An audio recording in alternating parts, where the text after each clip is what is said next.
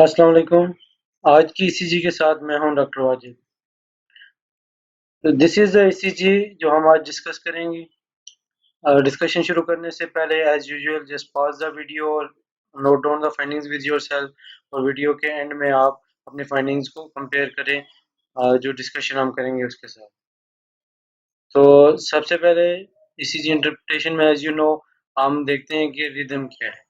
Rhythm के लिए rhythm strip या लीड 2 को देखेंगे। Lead 2 में आप देख सकते हैं कि there are E waves which are upright.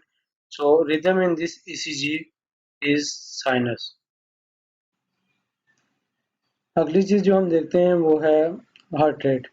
जो लोग शुरू से वीडियोस को फॉलो कर रहे हैं उनको पता है कि मैंने शुरू में बताया था बहुत सारे तरीके हैं हार्ट रेट कैलकुलेट करने के। प्रीवियसली हम एक सिंपल मेथड यूज कर रहे थे, तो इस ECG में हम एक मोर क्वांटिटेटिव मेथड की तरफ जाएंगे।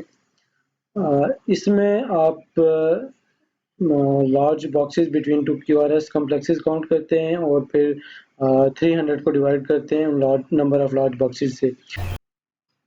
रिदम स्ट्रिप में अगर आप कर्सर को फॉलो करें तो दो QRS कॉम्प्लेक्सेस के दरमियान तकरीबन 6.8 लार्ज बॉक्सेस हैं। तो 300 को हम डिवाइड करेंगे 6.8 से, तो heart rate is around 44। So it is a sinus bradycardia. अगली चीज़ जो हम देखते हैं वो है एक्सिस। एक्सिस के लिए लीड 1 और AVL को देखते हैं।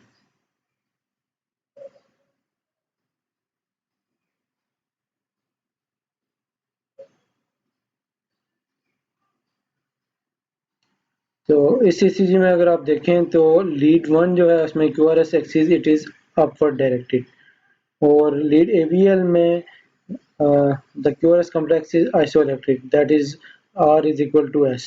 So in this ECG the axis will be vertical, it is neither left axis or right axis, rather it is vertical axis. इसके अलावा आप जो एंटीरियर चेस्ट लीड्स हैं उन पे अगर गौर करें तो आप देख सकते हैं कि लीड V2, V3 और V4 जो हैं उनमें T wave it is prominent.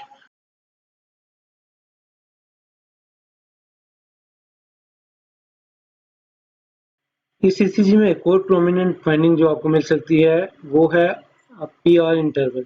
आप रिदम स्ट्रिप में देखें तो PR इंटरवल जो है it is prolong, that is it is more than 200 millisecond in और more than one large square. इसके अलावा P वेव जो है दे आर कंपैरेटिवली फ्लैटेंड, इस तरह प्रोमिनेंट नहीं है।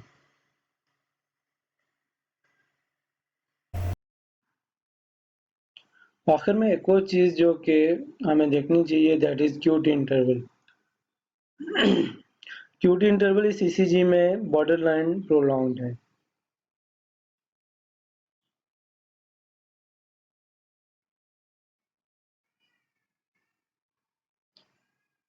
तो अभी तक की डिस्कशन में जो हमने सीखा वो ये है कि इस ECG में there is sinus bradycardia, heart rate about 44 है। इसके अलावा इंटीरियर लीड्स जो हैं उनमें T वेव प्रोमिनेंट है और PR इंटरवल प्रोलॉन्ग है, P वेव फ्लैटेंड है। तो what do you think is the diagnosis? Based on these findings, the diagnosis on this ECG will be hyperkalemia, especially अगर patient has underlying renal failure. So this is all for today. For more ECGs, kindly subscribe to this channel and stay tuned. Thank you.